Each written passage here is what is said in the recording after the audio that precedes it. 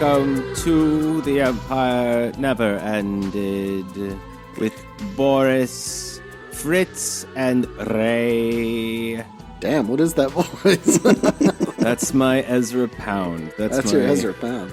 Did you listen to him? Yes, many times. Yeah. Yeah. He was not a good radio broadcaster. He's not very charismatic, but I guess that's the idea. Yeah. Well, you heard it, folks. We're going to Pound Town today. Odysseus in Pound Town.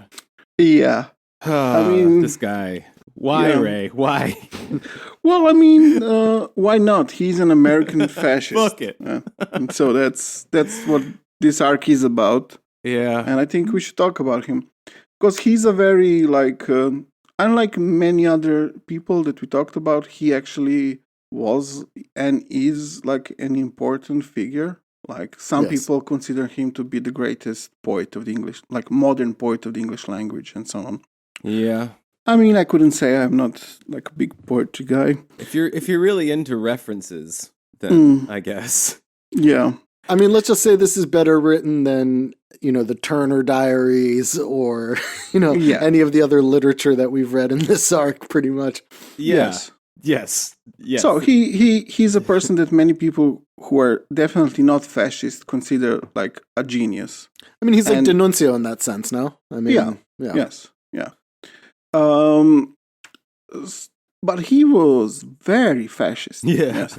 And this is also something that, there is a lot of, I think, misconceptions about his relationship to fascism, because I think a lot of people, so there is this thing that after the war, he was, in a mental institution. So there was this whole thing that how he was not well. And this is basically why he became a fascist.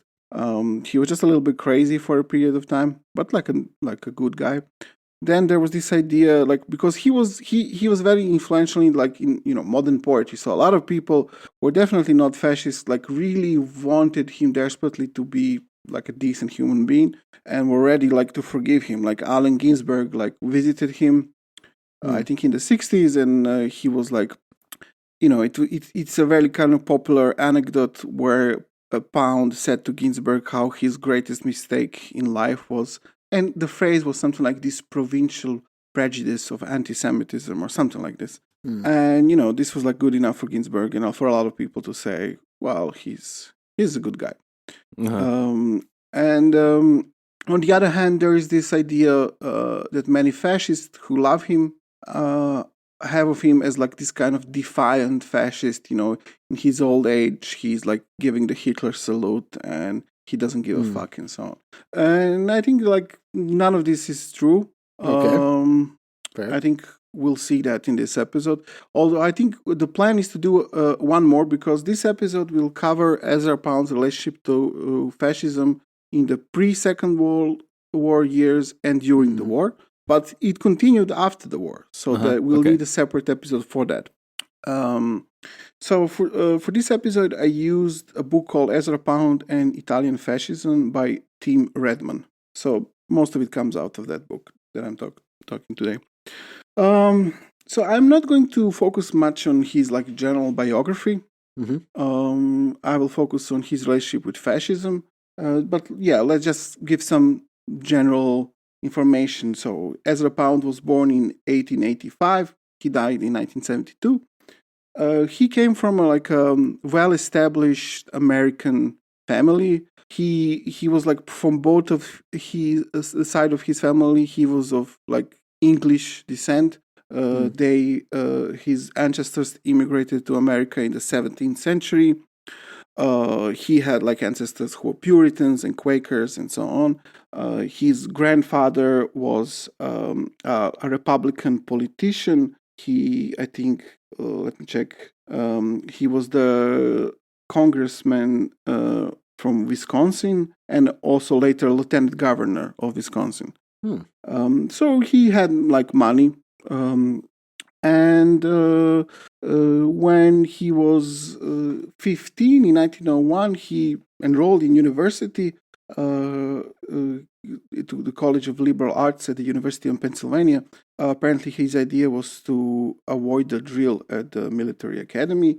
In 1902, he went to a 3-month European tour with his family, saw a lot of Europe. I guess was impressed by it. In 1903, he switched to Hamilton College in Clinton, New York. He graduated in 1905. In 1906, he received an MA in Romance languages. And in 1906, he started a PhD for which he received a grant, which he used to travel through Europe, but he never finished the doctorate.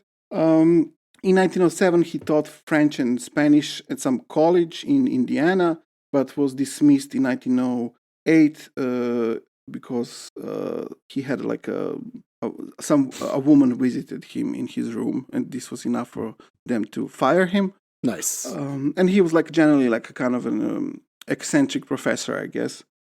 He was shocked by this dismissal, and he moved to Europe. First, I think briefly he was staying in Italy, and during that period he published his first collection of poems. And in the same year, 1908, he moved to London, and there he established himself as some kind of a career as a poet and like a man of letters and so on. Uh-huh. And this is where we start this story in England.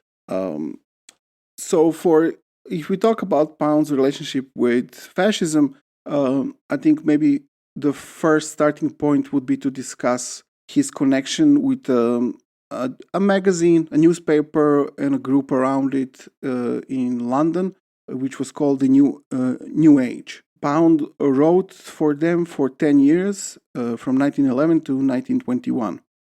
So New Age was a kind of interesting sort of newspaper, a bit strange, we would say today, edited by a guy called A.R. Orage. Orage? Yes, O-R-A-G-E. I think it's Orage. Orage. Orage. Yeah. So New Age was a kind of a leftist socialist newspaper. That's how they saw themselves anyway. It was founded by the Fabian Arts Group, which was an outgrowth of the Fabian Society. Right. And when they took it over in 1907, the new subtitle became An Independent Socialist Review of Politics, Literature, and Art. So it had famous writers writing for it. So George Bernard Shaw wrote for it, A.G. Wells, G.K. Chesterton, Hilary Belloc, and so on. And they were definitely not Marxist, let's say. Right. Interested in finding new approaches or using old ideas for new approaches to socialism, let's say. A lot of them were very conservative people, religious, Catholics, and so on. So they were interested in something called guild socialism. Also, like people like Chesterton and Belloc, they developed idea inspired by the Catholic economics, which was called Distributism. I noticed that this later became, much later, in the 1990s, became popular by a lot of British, third positionist kind of fascists, these ideas. So Pound was a part of this social circle. He received a lot of his economical education there. And it's important that, what was prominent in these circles was a critique of, usury. Is that how you pronounce it? Yeah, usury. Something like this. Okay. So, how would you say then usurocracy? Wow. I would just avoid it. Unfortunately, we cannot avoid it.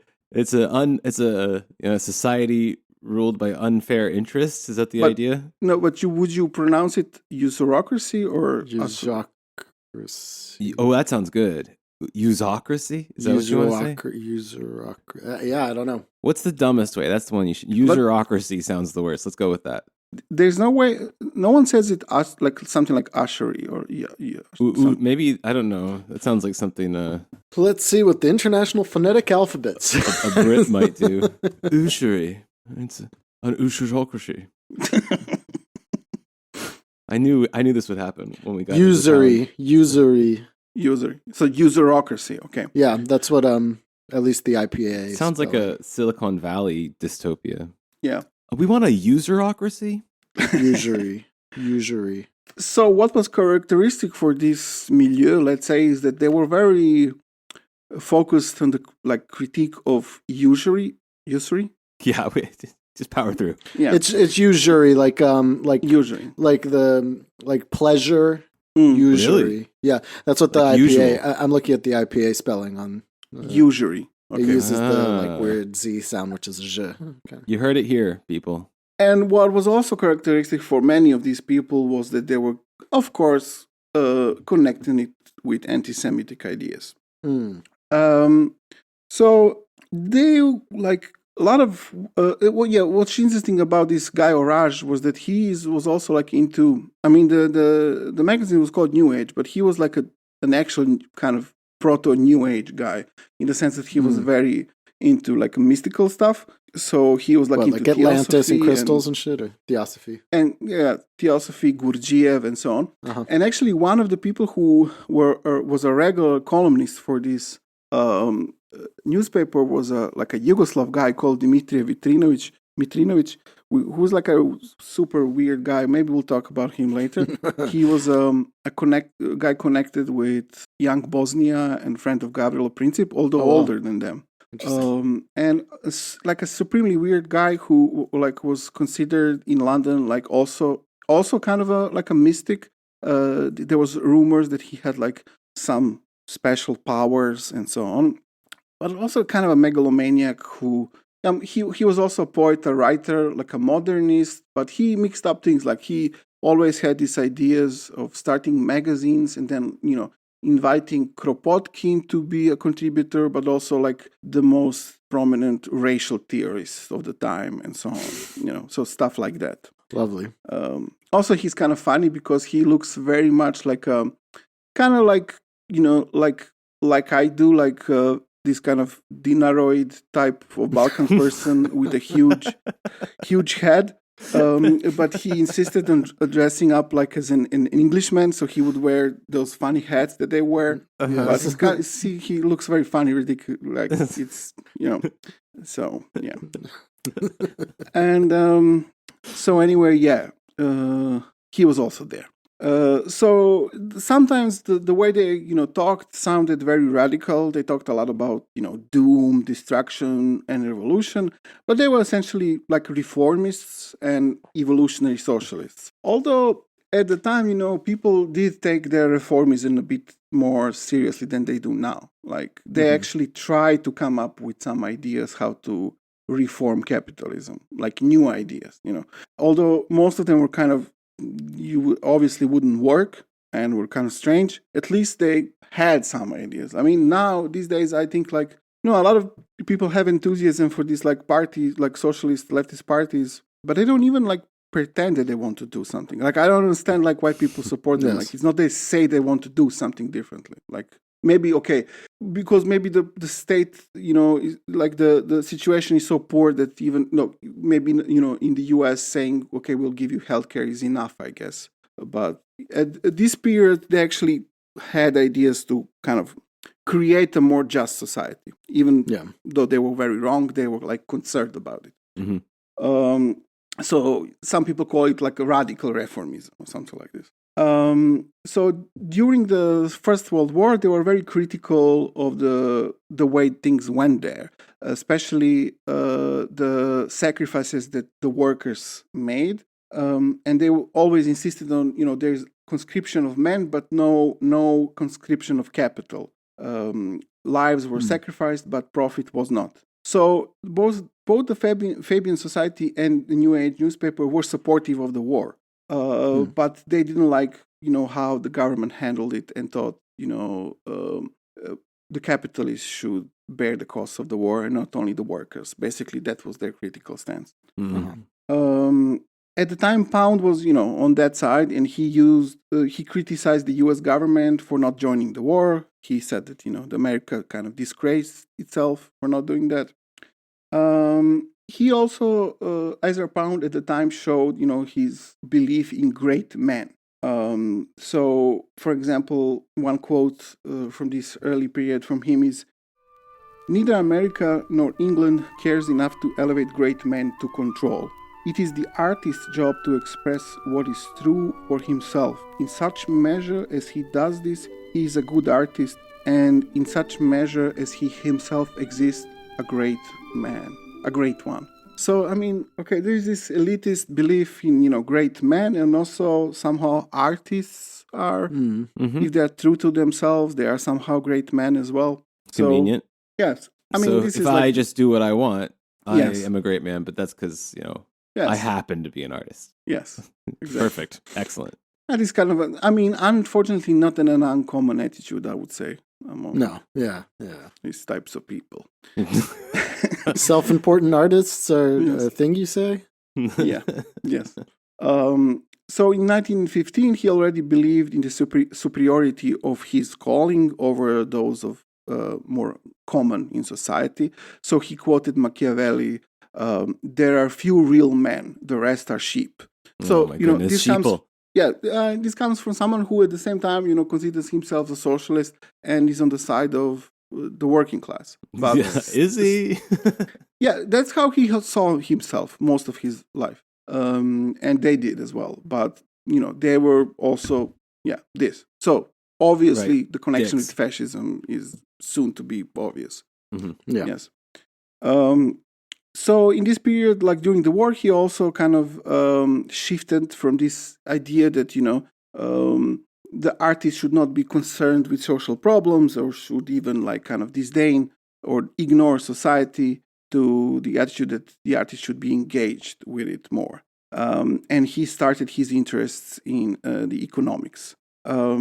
This was at the time very much influenced by Orage. Orage is a very important guy for Ezra Pound.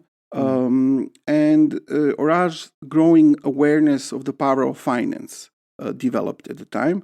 And this was through the influence of the social credit movement developed by a guy called C.H. Douglas. Okay, I was interested in this. I was hoping you would cover this. Yes. Because I was That's afraid very I important, might have to.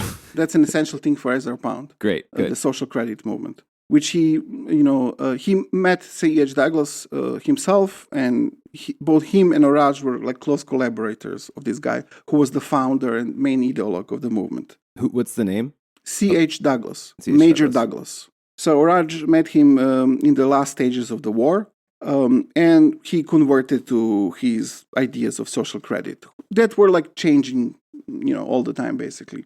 So under the influence of this social credit movement and Douglas, Orage abandoned the previously held idea that the cost of the war should be covered by the raising of the taxes.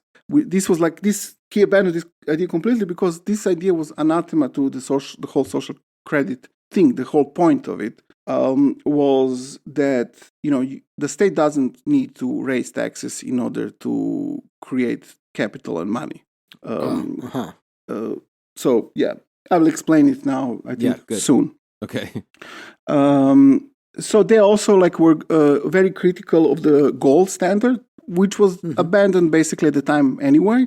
But that was one of their central points. And interestingly enough, today, a lot of this kind of right-wing conspiracy theorists, I guess, would like to go back to the gold standard. They think it's somehow more concrete, it would be a way escape to a way to escape the financial capital and so on. Oh, it's shiny. Yeah, but for these people, it was exactly the opposite. They believed that the gold is this elusive commodity which is prone to manipulation by financiers and so on, and that actual real economy should be based in the wealth of the nation, and this should be the basis for credit and money is the wealth of the entire nation. For them, this was something much more concrete than. And how do they determine the wealth? Yeah, of exactly. The What's nation? the medium of it then? Money, the value of money should be based in wealth of the nation, and the medium of how it works is the state. So for them, the state is the credit is based in state, and money is what the state says is money. Okay. So there's no need to have like gold or anything like that. If the state has says this is money, then it's money and it's worth something. So it's just fiat currency. That's it, really. Okay. Yes. And the state is a bank that distributes fiat currency. That's the whole thing. And for this reason, the state should never. It's not the whole thing, but that's like one of the basic things. For this reason, the state should never borrow money. Like that's for them an idiotic idea. The state loans money, doesn't borrow money, and the value of the money is based in the wealth of the entire nation. Somehow. How would international trade work? I'm not sure. I don't know. I didn't go into what I know. I will tell you. Okay, thank you. I'm very curious. So, for example, one quote from, I think this is from Orage. But if this agent money is in the hands of the private financiers who insist upon taking ruinous toll for the national use of it, every service and commodity we produce will cost us ever and above the extortion necessary to its production, a sum in what is called interest, at least equal to the labor cost. That is what capitalism means.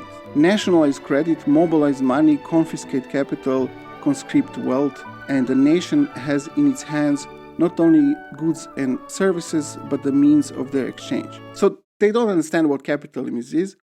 So they think that, capitalism is, that's why they're focused on usury, They think the problem is in bankers and the financial sector. And that's basically to solve the problem of capitalism is to deal with them, to take the power from the bankers. But they're advocating a giant bank that is the state. Yes. But also, what was the relationship of interest to labor? I mean, I don't know. I can read it to you this I don't shit know again. that it will help. I don't think it'll help. Okay. What? So because of these ideas, Orage was convinced that Marx is completely buried. This Major Douglas did it. Oh, yeah. He just buried Marx. And so previously Orage, believed in a class war between owners and workers, but now he discovered a new villain, which is the banker, and who's operating in this new dimension for him, which is finance. So, for example, they would say, the line of conflict today, the real trench warfare, is no longer between capital and labor. It is between finance on the one side and capital and labor more or less in the same army on the other side. This is very similar, like when we discussed Yugoslav fascism, we talked about this group called the Organization of Yugoslav Nationalists, and then we talked a little bit about their economical ideas. And this was very much in line with that. This is this idea of having real productive capital and then this financial capital, which is a kind of parasitic force that really is prone to manipulation by the bankers. And that's what you need. I kind of feel like some of the Codreanu's Romanian fascist ideas are somewhat along those lines as well. I mean, this is generally, I think, kind of what would evolve into popular ideas with European fascists. Yeah. This is also what happens when you just skim through the first volume of Capital and never go any further, and then say you've buried all Pound of Marx. Read Capital closely, but probably just the first volume. But he had many. This is covered later. Yeah. Yes. Whatever. So the enemy are the bankers and financiers, as they call them. But for many in these circles, the word bankers and Jews were interchangeable, as well as the words Rothschilds and financiers and so on. So it was some of them were explicitly anti-Semitic, some were not, but this was structurally it was the same.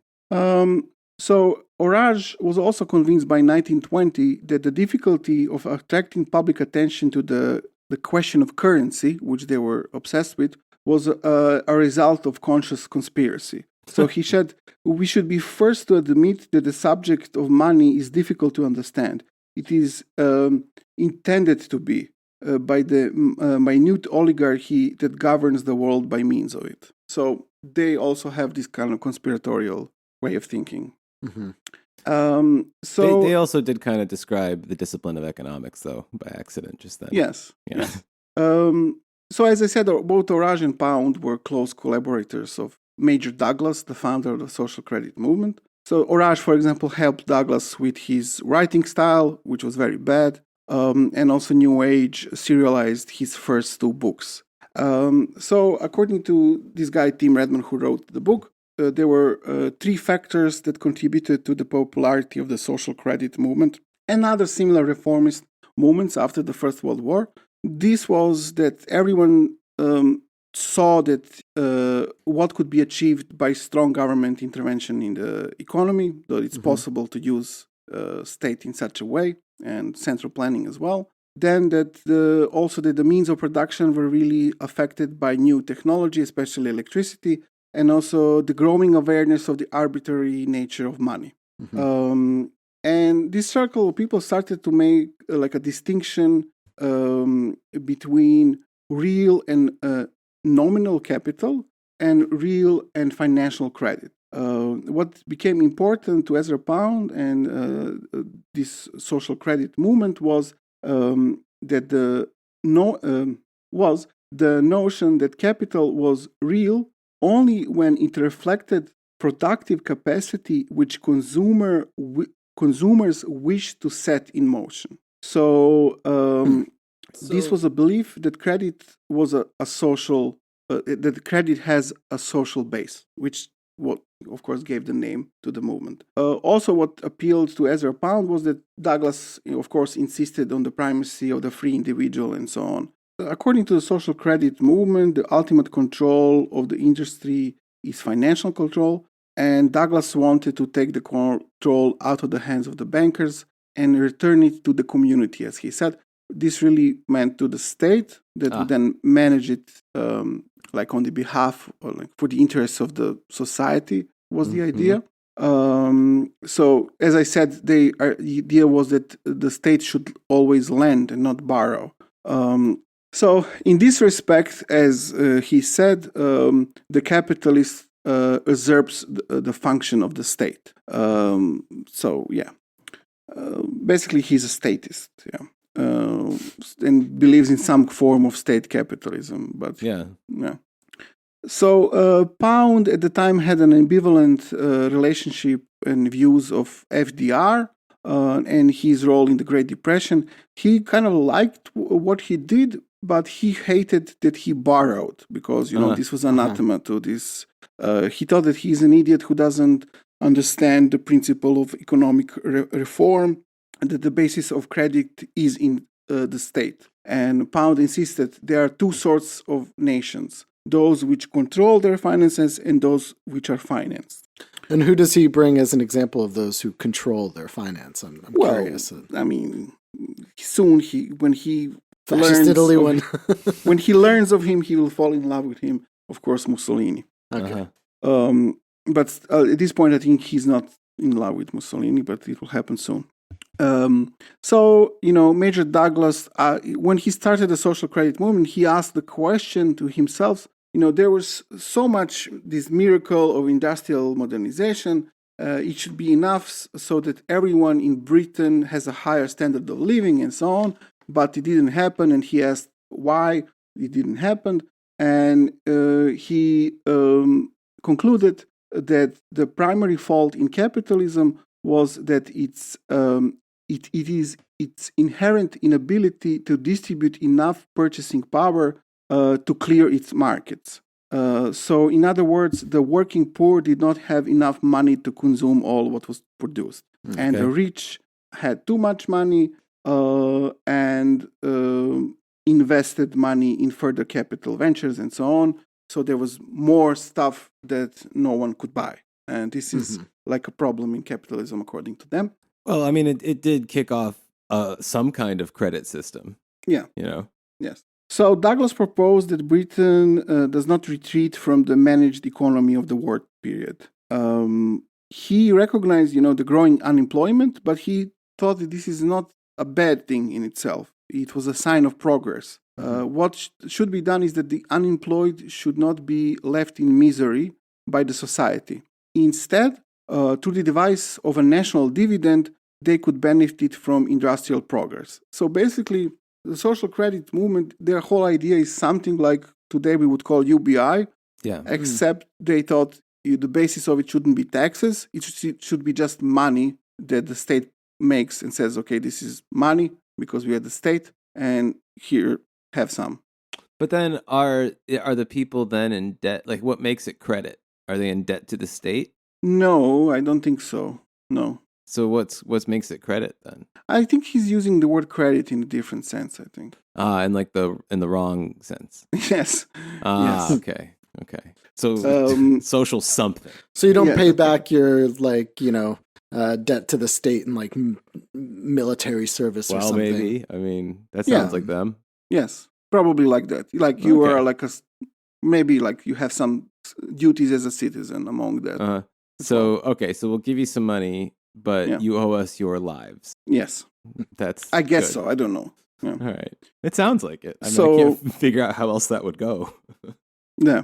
So the answer to the underconsumption was to create enough money to purchase all the goods and services that the nation was capable of delivering, and distribute this money by the means of a national dividend. According to them, each citizen has a right to such a dividend. So Pound would always like to point out how the wealth of society was as much a product of the cumulative inventiveness of all humanity, the culture, heritage, and it was of living individuals and accumulated capital. Mm-hmm. To all of this, they also added a bunch of medieval ideas about the just price, which were even more convoluted. I didn't go into them, but they also had this idea of a just price that they took from the Middle Ages. Yes. So You really okay, found a winner here, Ray. This one is yeah. So you can see like this the connections with fascism right away here. They became more explicit. For example, in England, there was an outgrowth of the Boy Scout movement, which was called the Kindred of the Kibokift or Kaibokift. I'm not sure. Who- really.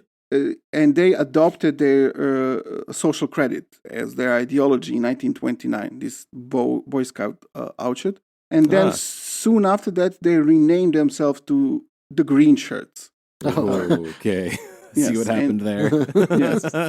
They became fascists. Yes, From became Boy the Scout to militant- green shirt. Yes, became the militant wing of the social credit movement. And they had like a journal which was called Attack. So very much Whoa. Wow. inspired All by right. Italian fascism. Social credit movement kind of flourished after the crisis of 1929, but it didn't have much political, like electoral success. One example where they had was Alberta in Canada in 1935. I think some proponents of social credit won the elections there.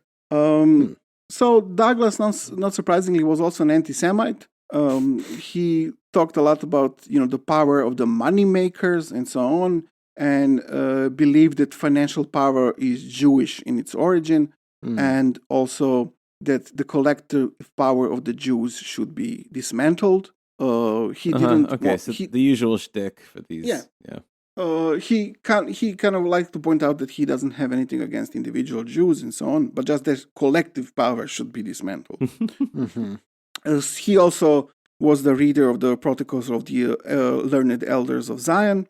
And like a lot of these douchebags, I think we mentioned this also in our British Israelism episode. One of them there kind of acknowledged that the protocols are probably fake, but they still tell the truth or some bullshit like that. Yeah. So Douglas was like that. So he said about the protocols like a Machiavellian scheme for the enslavement of the world. The authenticity of this document is a matter of little importance. What is interesting about it is the fidelity with which the methods by which such enslavement might be brought about can be seen reflected in the facts of everyday experience. So basically saying, Fucking mouthful, that. yeah, he's not a good writer. No.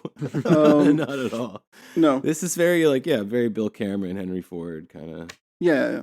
take on it. Which is like how, so it's not important if it's a a forgery, but Yeah. it's true somehow. I mean, it is very important if it's a forgery or not. No, I mean, and that line of reasoning continues today, now. yeah. Amazing. So Pound moved with his wife Dorothy from London to Paris in 1921, and again in 1924 from Paris to Rapallo in Italy, and he stayed there until the end of the war. He also had like a lover called Olga that also, I think, lived with him or near him or something like this. So his lover Olga bore him a daughter in 1925, and next year his wife gave birth to a son. So he had a guma. Uh-oh. Yes. Yeah. So through the years of his life in Italy, he basically became a celebrity and really fell in love, as I said, with Mussolini. That's the only way to describe this. Did he have a kid with him too? No, I think, but he probably would say yes to that proposal. He tried to get an audience with Mussolini many, many times. He only saw him once, after many years of trying to see him, and never after that, although he tried after that. So Mussolini received him in 1933, and he was so impressed by Mussolini. When he entered the room, Mussolini was sitting there with his book Cantos, his book of poetry in his hand, and looking at it. And Pound was impressed. He probably thought Mussolini was reading my poetry, he knows it well, and so on. Although it's pretty obvious that probably that was the first time Mussolini held it. There was an assistant standing next to him that probably just handled the book to him and explained who's this guy now entering the room, that he's a poet, wrote the book, and so on. No, Mussolini does not have time for the cantos. No. And then they talked a little bit about what, Mussolini saw in the book. And Mussolini made some comment about some of these poems. Pound explained to him, he used some dialect in one of them and then explained something about it. And Mussolini said something like, "Oh, but this is amusing," or something like this. And Pound was so amazed by this comment and somehow thought that this is some proof of what a Mussolini's nerd genius or something like this. And this comment is a part of one of his poems. He was very impressed by Mussolini really understood my poetry. Yes, exactly. Wow. And he had an assistant read one of them to him. Yes. He also thought he was impressed by the decoration in Mussolini's residence or offices. He believed that this is also a sign, good politics produces good aesthetics. It goes one with another. And so he was convinced that Mussolini is a total genius. And started believing that he had influence since he was consulted by a head of state. He started believing that he was.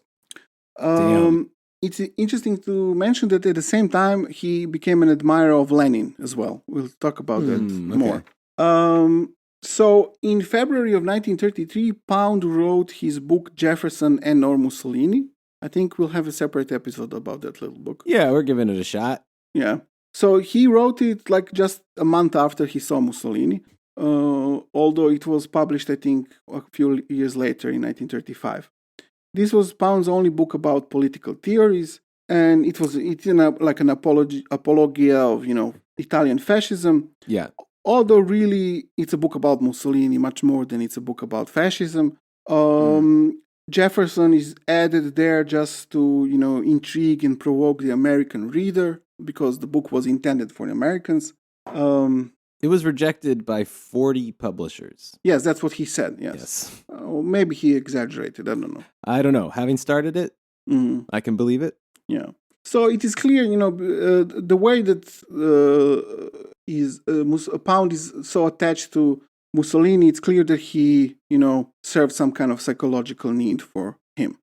He was very much into, searching some solutions for the problems of society, but and was, an ardent supporter of the social credit movement, but Mussolini was and he had this belief in, great men, and so Mussolini came along, and he thought that, Mussolini is compatible with social credit and similar ideas. Of course, because dad needs to approve. I mean, Yes. really, great man theory is just daddy issues. That's really all it is. Yes. Pretty much, yeah. And Mussolini is his daddy now. Yes. So, although Pound had this very positive opinion of Lenin, he really had a very low opinion of Italian communists. This is because he saw Lenin as a Russian leader and his revolution as a Russian revolution that should not be applied outside of Russia. Lenin was a Russian daddy? So, in that sense, Mussolini was an Italian equivalent of Lenin, except much better. Like he thought that, Mussolini was much better, but Lenin is still like a great man. And wouldn't it be like Lenin for the Russians, Mussolini for the Italian? He had that kind of thing, right? There was like... Yes, exactly. Yeah, and we saw that also kind of with some of the American like WASP admirers to Mussolini, who were like, yeah, he's a great man for Italy. Sure, maybe some of that like over-the-top dictatorship stuff isn't for us in America, but it's suitable for the people of Italy. And it seems like he kind of... Yes, I guess that might have been a kind of typical elite mentality in the U.S. at the time. Yes, that's Pound's... Exactly, that's his opinion. Right. So, for example, Pound said the first act of fascism was to save Italy from people too stupid to govern. I mean the Italian communists. The Lenin-less communists. The second act was to free it from parliamentarians. So, yeah, he calls the Italian communists the Lenin-less communists. Lenin-less communists. Yes. I'm sure the Italian communists would have something to say about that. Yes, yeah. Tell Palmiro Togliatti that he was, had nothing. Yeah. Yeah. So Pound likewise believed that fascism as a political form was valid only for Italy. And this is like why he was, against the Comintern or some kind of international communist idea, because he was against the idea that, a single political solution is good for all nations or something like that. He's like the smart Yalki, really, in a lot of ways, I feel. Yeah. He flirts with a lot of the same principles, but he takes them much more seriously. I don't know. He's also an idiot, I would say. Yeah, it's true. But, I mean, I'm not saying that he's like idiot in every aspect of life, but definitely in some ways, definitely an idiot. He's he's like Yalki, he's like a European fanboy. Yes, very much so. I'd say the breadth of his knowledge is greater, but the reasoning is exactly as dumb. And of course, like he ends up kind of mirroring one of the stupidest people to ever write in fascism. Yes. Yeah. So he also said, this is not to say that I advocate fascism in and for America, or that I think that fascism is possible in America without Mussolini, any more than I or any enlightened Bolshevik thinks communism is possible in America without Lenin. I think that the American system de jure is probably quite good enough if there were only 500 men with guts and the sense to use it. So, like many of these American fascists that we discussed before, he believed, that the American form of fascism is Americanism. Yes. That's basically, you just have to go back to the roots of it and use it properly, which is interesting. Yeah, definitely. So although, Pound thought that that Leninism is not a thing for every nation, he thought that it is positive challenge for the West that stimulated West's, development in the right direction. So he insisted, as an ardent supporter of the social credit, that the state should take control of the nation's credit, and that state control of credit was the achievement of communism. So Pound also thought that power is necessary for some acts, but neither Lenin nor Mussolini showed themselves as men thirsting for power. The great man is filled with a very different passion, the will toward order. Whoa. Mussolini, famously not interested in power at all. No, he just wanted order. He firmly believed that one man can change and direct the course of history. Okay. That was his firm belief, and this he is why could be his best friend. Yes. So, yeah, if you thought, that social credit is kind of convoluted, Ezra Pound was into even more like strange economical ideas. He was a follower of a guy called Silvio Gesell, who apparently is a more influential economical thinker. Although, like Douglas, he was an autodidact who learned himself everything that he knew about economics. And was also kind of an anti-Marxian with kind of a market socialist guy, I would say, very much into Proudhon. Okay. But for example, Keynes admired this guy Gesell and was influenced by him. I don't know, I cannot comment on any of these ideas. They kind of sound a bit ridiculous to me. I don't know why we need them. I think Marx's critique of capitalism is much better. But I guess this is one of these attempts of actually reforming capitalism. Like, I give them credit at least for thinking about it, but it doesn't seem like it would work or that it would be worth it, but you will see it. All right. His big book in many volumes is called The Natural Economic Order. Which is already suspicious. already kind of ridiculous. Yes. Especially because, his idea of a natural economic order, you achieve it through monetary reform, which is very convoluted. And wait a minute. Hold on. Yeah. I saw a video of a dog that picked up a leaf and gave it to a person at a stand as money. Oh, well, yes. It's on the internet. Proof do you see of these theories? Yeah, this picture should be on the cover of the... Yes, that's what exactly. Yes, that's what it should have. Yeah. So he was basically influenced by, classical liberalism. He believed that self-interest and competition should be the basis of a natural economic order. Yeah. Then says he was a social Darwinist, but he believed that, competition in capitalist society was not free. It was distorted by the monetary system. This is why he wanted to reform it. So the starting position for competition was not truly free. And he wanted to clear the ground for free competition through the elimination of the privileged position of capital in capitalism. Okay. So it's a bit, this is the idea. So he wants like a purge kind of situation, it sounds like. He wanted to, it's very ridiculous when you hear it. See, he wanted to alter the nature of money. Okay. So he wanted kind of to cripple money in a way, to make it more like other commodities. So make it harder to get things in a market-based society. To make it harder to use money for wealth. Okay. All right. So he wanted to make money, which is both a commodity and a medium of exchange, descend to an equal level of other goods, to subject it to laws that the other goods are subjected through the necessity of storage. To make money and goods perfect equivalent. So basically, the advantage that money has over other goods, it doesn't have an expiration date. It doesn't spoil. And he wanted to make it spoil in some way. Oh, okay. So he wanted to make money subject to decay.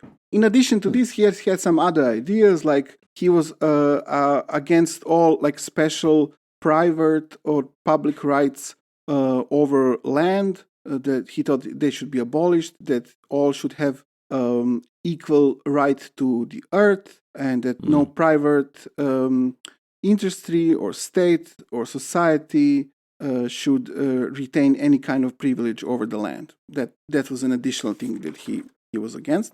Of course, he was also for abolishing the gold standard and all of these ideas, which are compatible with the social credit.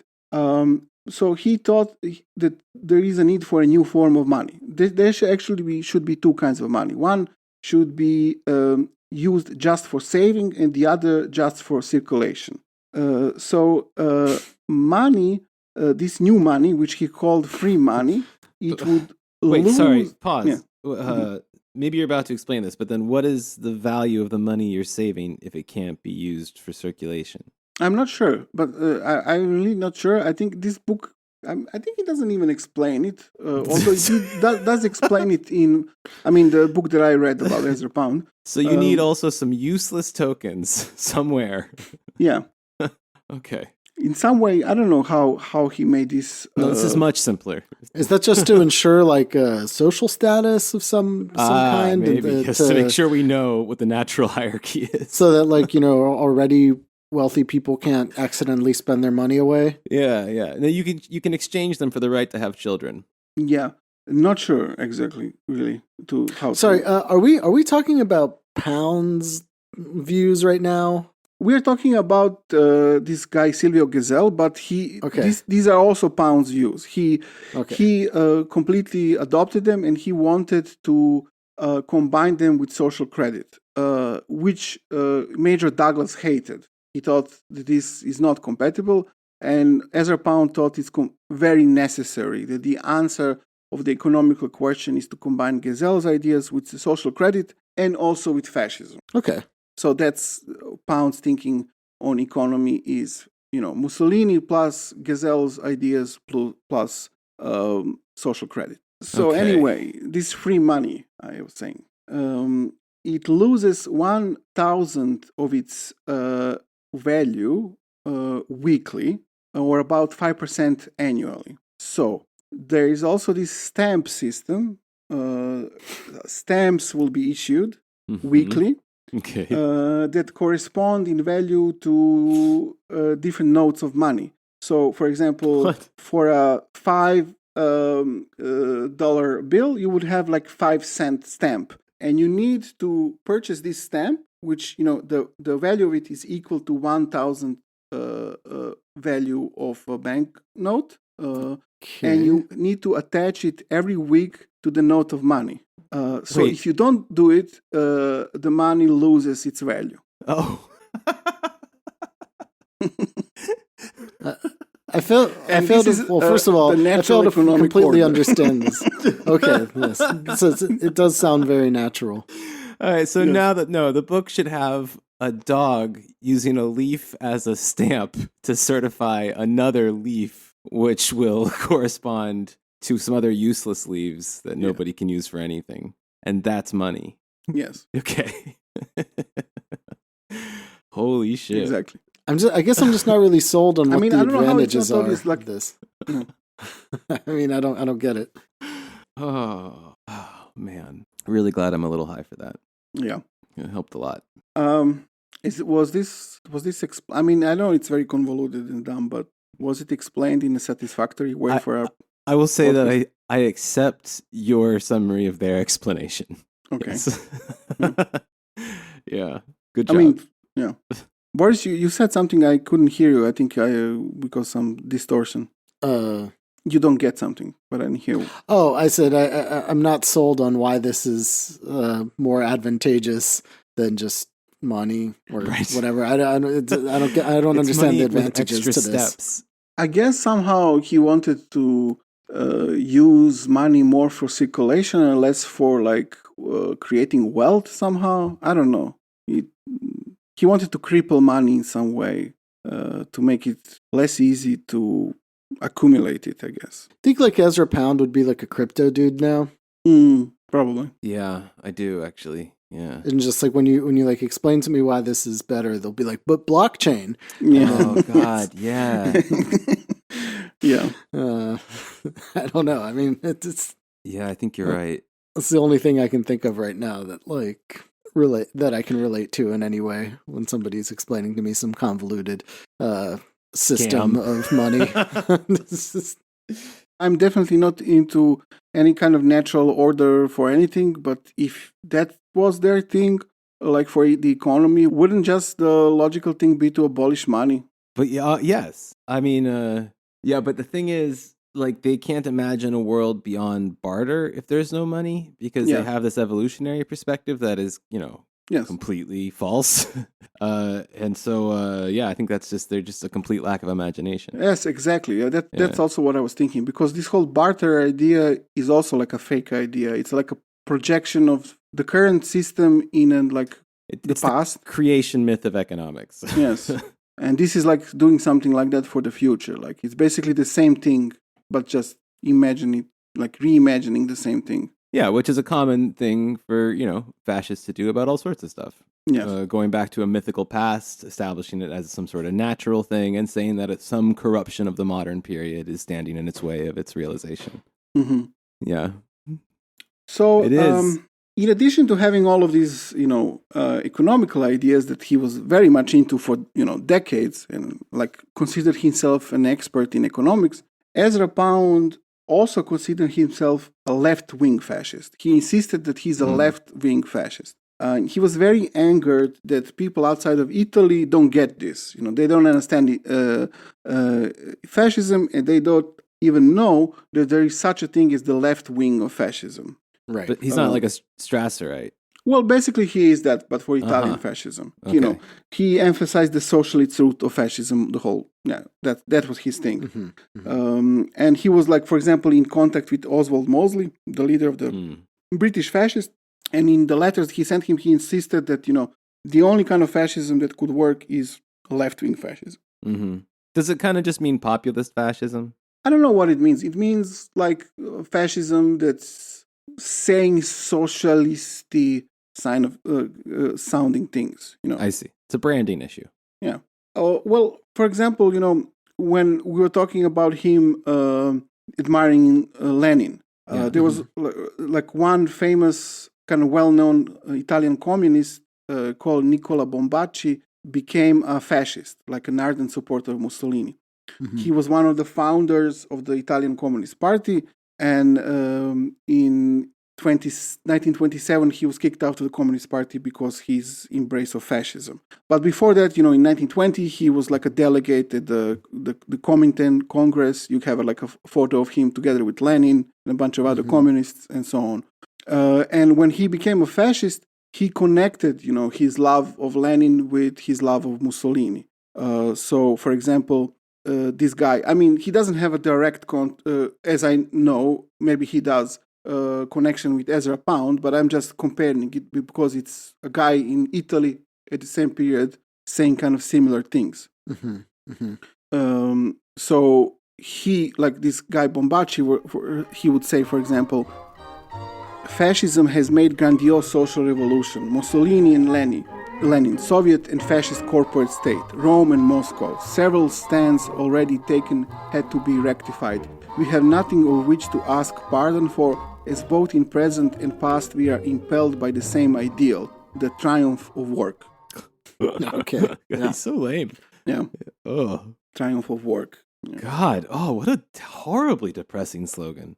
Yes. So, interestingly for us, Ezra Pound at the same time had much enthusiasm for Father Charles Coughlin. Yeah, okay. Of course. Yeah. So I was wondering if Coughlin would be back. It's a crossover app. We did a whole episode about him and his radio show in America. At the same time, also Pound had enthusiasm for the governor of Louisiana, Huey Long. Of course. It follows the Coughlin line, too. Yeah. So Pound sent a very bizarre letter to Huey Long. I thought maybe Fritz, you could read it. Oh, hit me. Ooh. It's quite short, but I need to take a photo of it and send it to you. Fancy. Ray is sending me pics. Says it's a photo of Pound Town. I don't know what it is. I hope it's not a dick. Ezra Pound's nudes. Ezra Pound's nudes. Yes. That's more than Nunzio style. Yeah, it's true. Yeah, I'm sure he's. I mean, if he's a fan of Mussolini, I'm sure he. What do you think he felt about the Nunzio? I think he liked him, but he does mention him. I didn't go into it. He does mention him. Like, I think he admires him.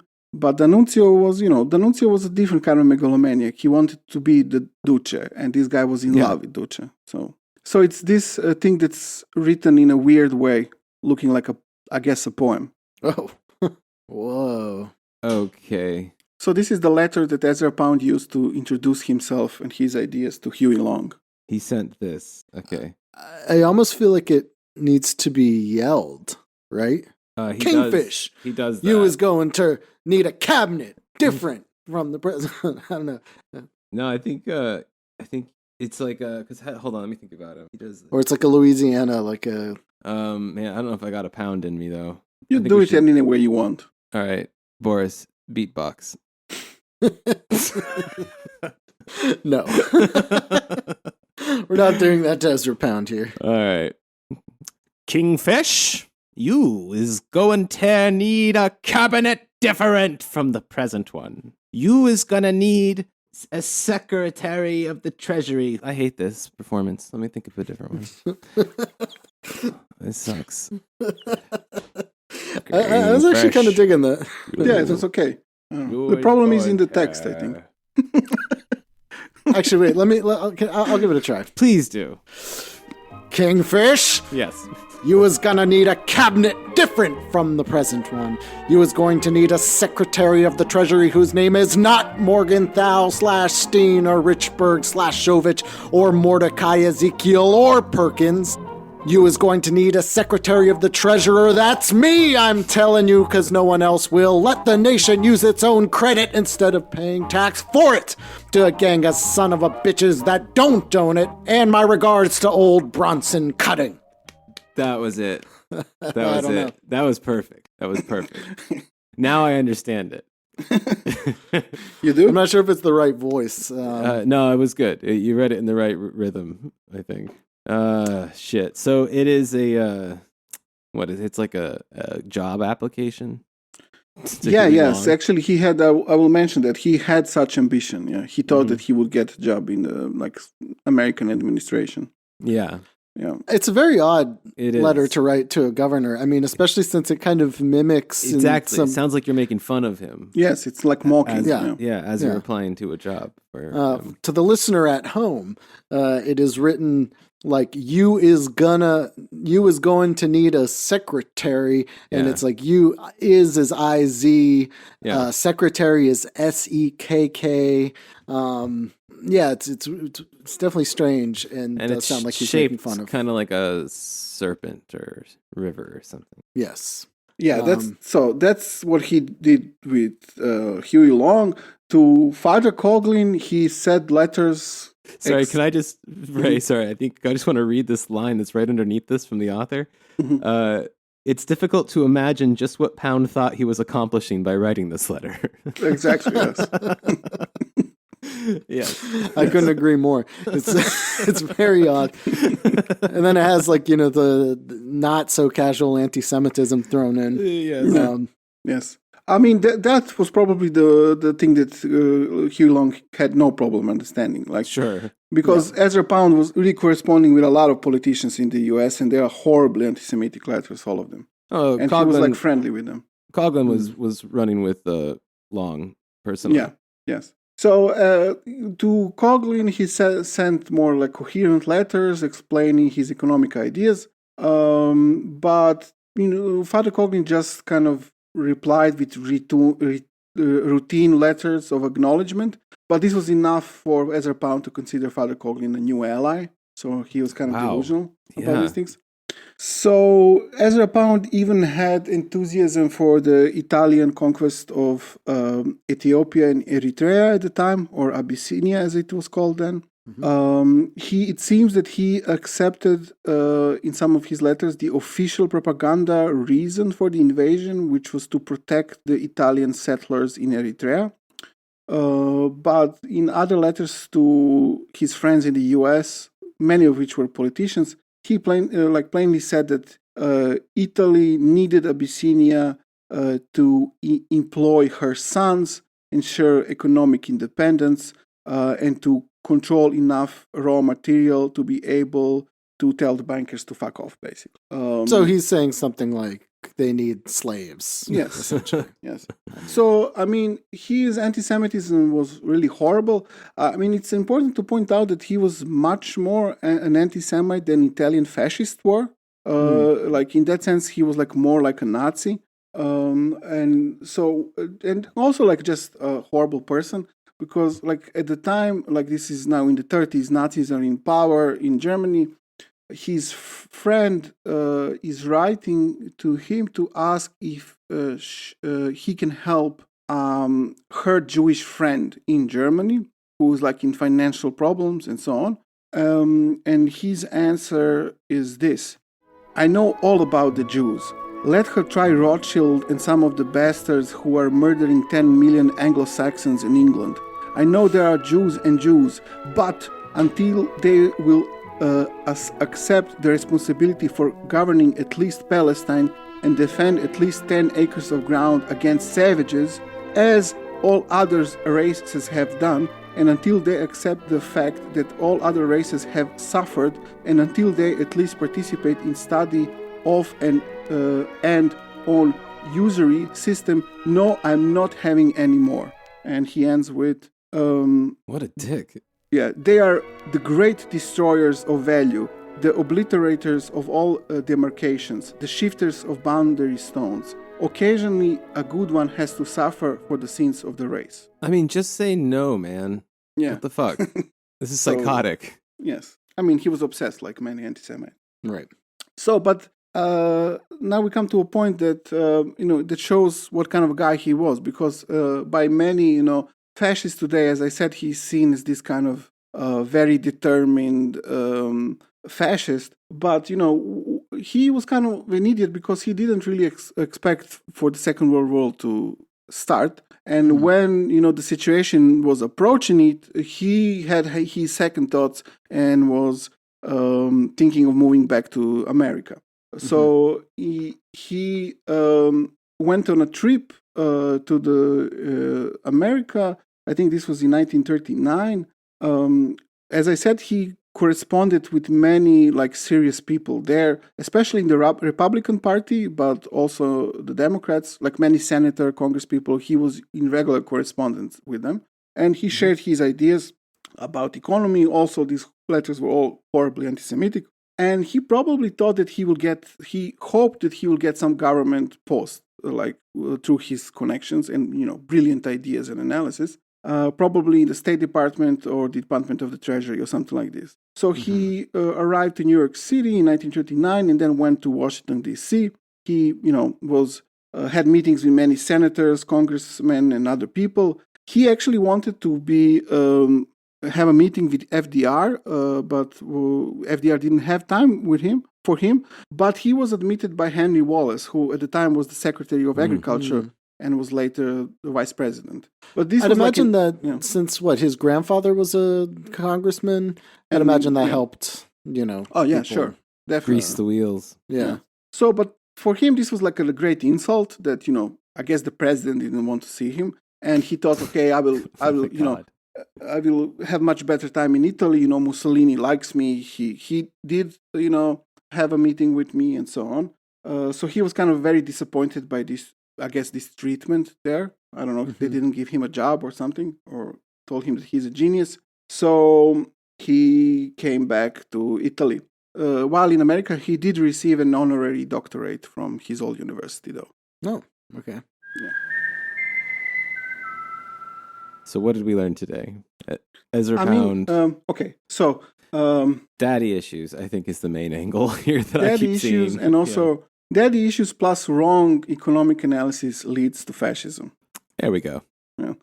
I kind of find it interesting that, first of all, to say, I thought that this episode will be longer, that it will include the Second World War stuff. But it turns out it was too much for one episode, so we will end it here. I'm sorry if it was a bit confused and convoluted. I feel the same way. I think Ezra felt that way a little bit. Yeah, it was a bit strange for me, how to kind of explain all of these things that I also don't really quite understand. But I tried my best, and I don't know. For me, it's interesting how much. I think that him and his associates in England, they had some genuine attempt to understand capitalism and to find some solutions that will be more just, although from a very elitist point of view, but with some kind of interest of the working class in mind. But just because they had wrong analysis and wrong attitude, I guess, this kind of elitist one, or daddy issues, as Fritz frames it, it led to fascism. I mean, of course, combined with this kind of... because I think we talked about this before when we discussed fascism in the Balkans. This idea, that the problem with capitalism is financial capitalism, that this is some corrupt capitalism, unlike the healthy, productive capitalism. And if this is the case, then you have people who are responsible for it. These are the bankers, which are also probably Jews. And the solution for the problem is to take the power away from them. And they are obviously some evil people who are exploiting, I guess, not only the workers, but, the honest producers and owners of productive capital, I guess.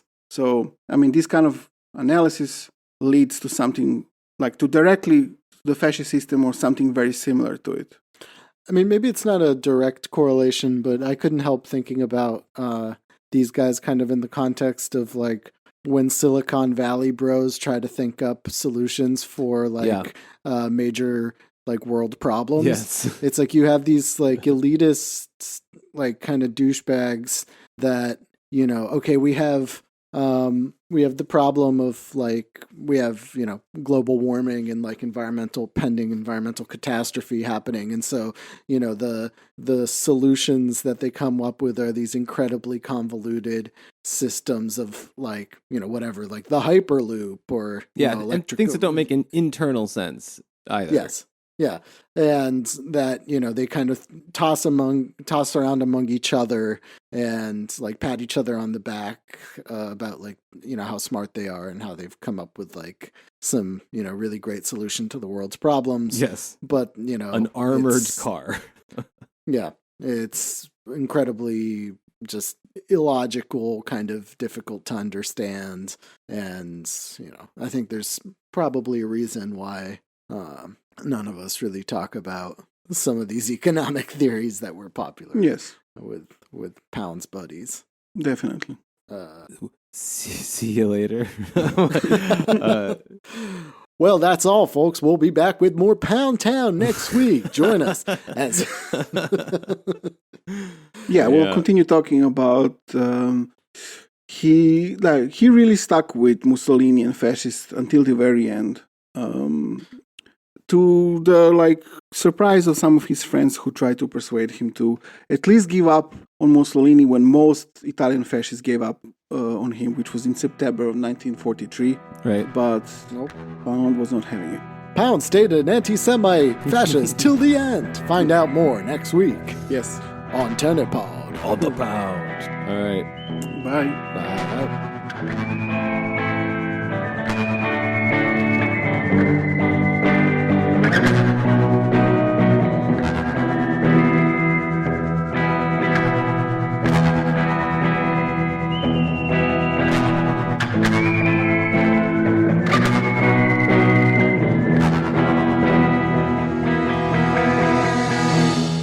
Hey there, Fritz here from The Empire Never Ended. This has been one of our weekly free episodes for free people. But for premium people, we also have weekly premium episodes, which you can get at patreon.com/tenepod, TENEPOD, and also follow our various social media things in the show description there. Like and subscribe them. Follow them. Like and follow and subscribe. Follow them. Do it.